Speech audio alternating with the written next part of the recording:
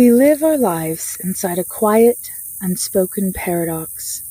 We are creatures of exquisite sensitivity, endowed with hearts that long for connection, minds that hunger for order, and an acute awareness of time.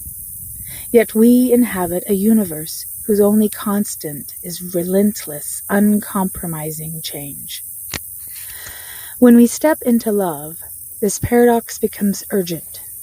We feel the preciousness of another human being, and almost instantly, an ancient alarm trips deep within our nervous system.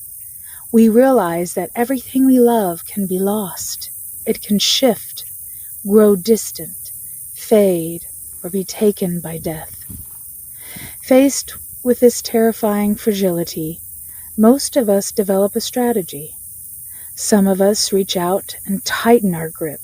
We try to control, to monitor, to demand promises and rules, attempting to construct a fortress around our relationships so that nothing can ever threaten them.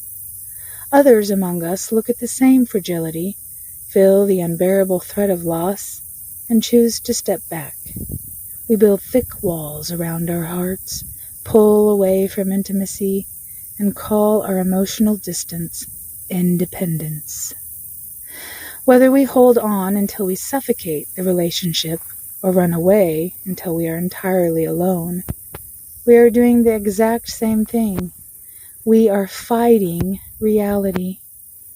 We are trying to freeze the river of life because we are terrified of where its currents might take us.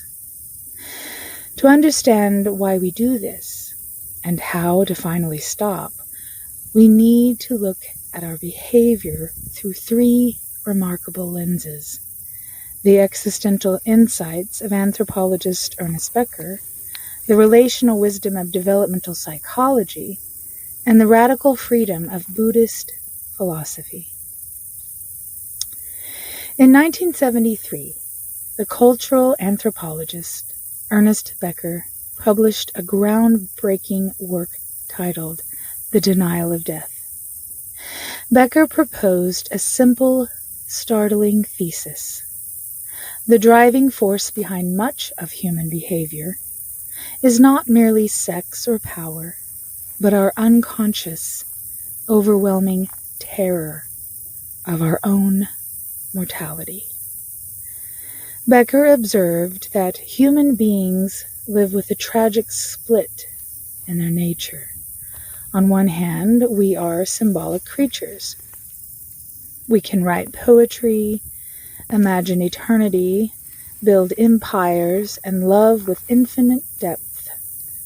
On the other hand, we are physical organisms bound to animal bodies that decay, break down, and eventually die.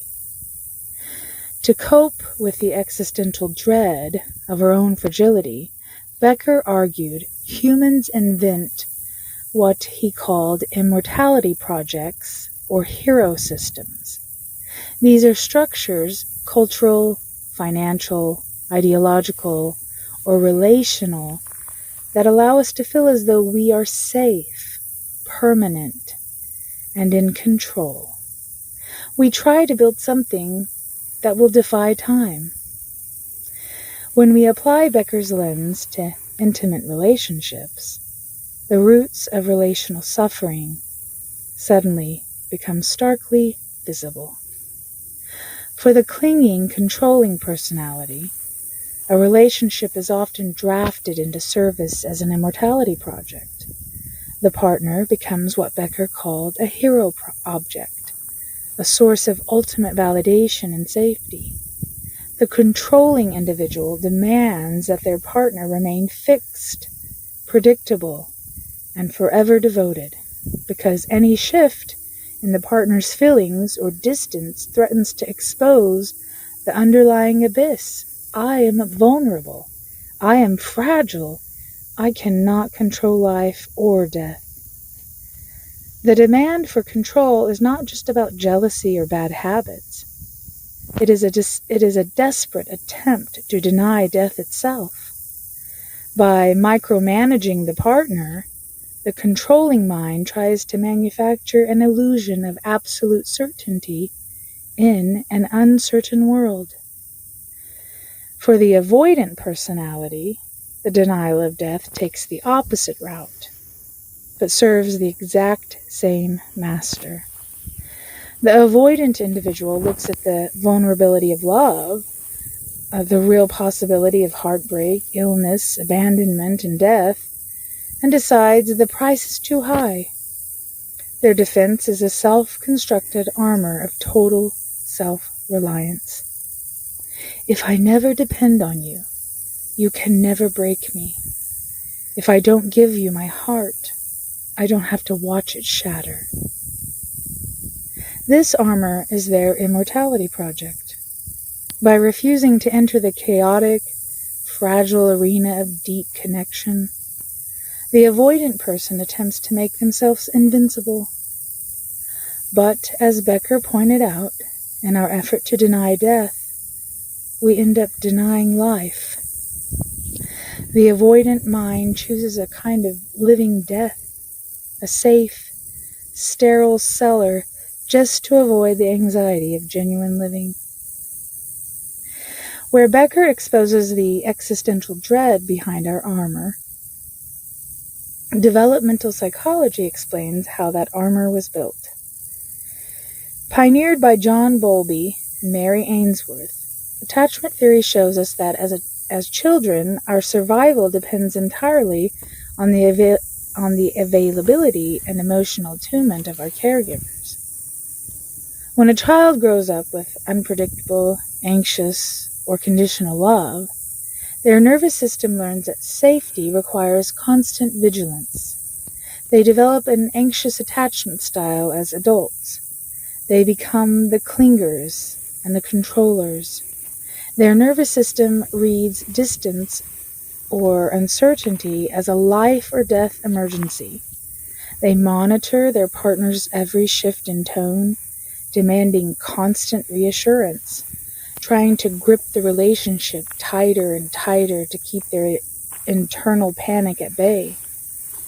Conversely, when a child grows up with caregivers who are emotionally cold, rejecting, or overwhelming, the child learns that reaching out for comfort brings pain or frustration. They develop an avoidant attachment style. As adults, they cope by shutting down their attachment system altogether. They equate vulnerability with weakness and intimacy with a loss of freedom. Notice how developmental psychology and Ernest Becker's existential insights meet in the middle. Whether born from childhood emotional wounds or the existential fear of mortality, both anxious control and avoidant withdrawal are attempts to manage panic through rigidity. Both reflect an inability to trust that we can survive uncertainty. This brings us to the core of Buddhist philosophy, which diagnosed this exact human dilemma over 2,500 years ago. In Buddhism, the word often translated into English as attachment is upandana. Upandana. A more precise translation of upandana is grasping, clinging, or taking up fuel. It describes the anxious effort to grab hold of impermanent phenomena and demand that they stop changing. Buddhism points out that the fundamental reality of existence is anicca, impermanence. Everything in this universe is in a constant state of flux. Galaxies, seasons, body cells, thoughts, feelings, and relationships are all rivers, not rocks. Suffering does not come from change itself.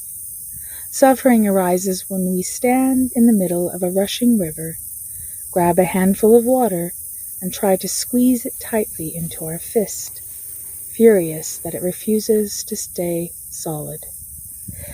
The controlling personality engages in upandana by trying to freeze their partner and the relationship in time.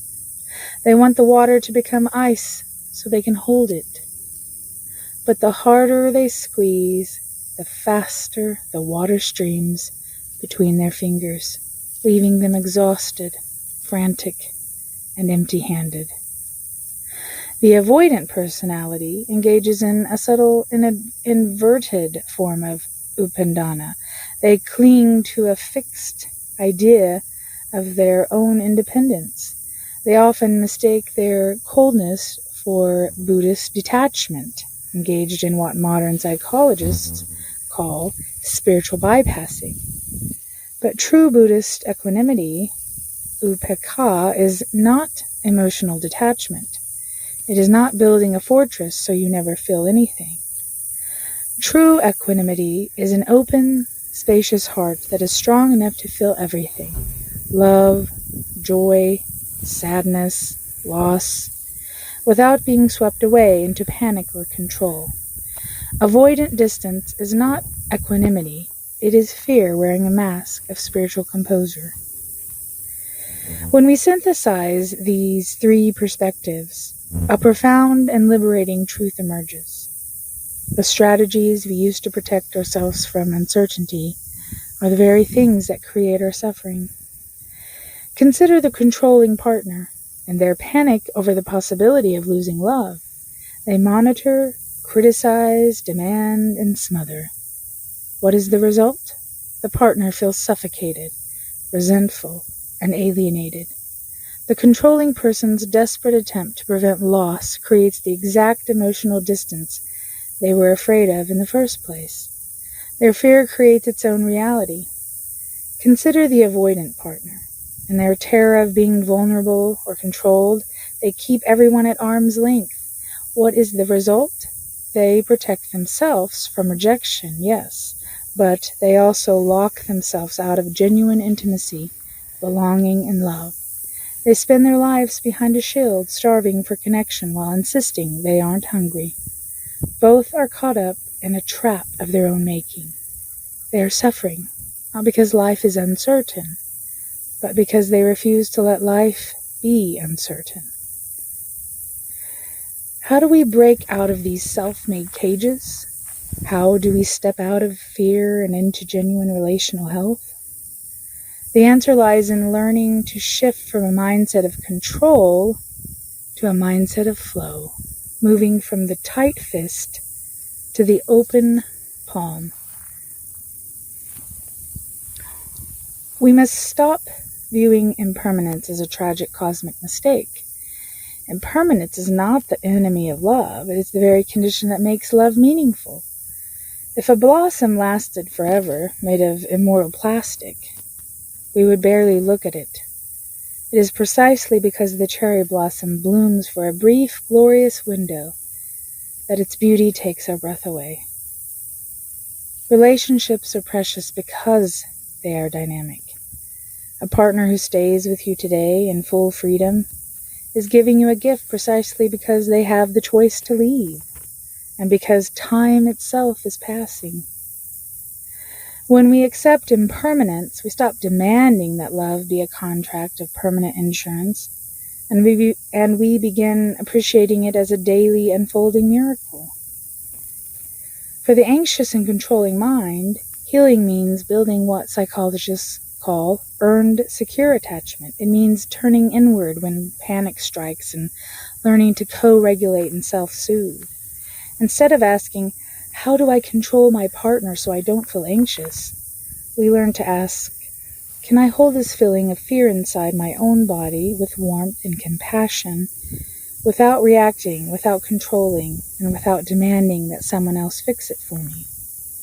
When we realize that we can survive our own uncomfortable feelings, that uncertainty will not break us, the compulsive need to control others simply falls away.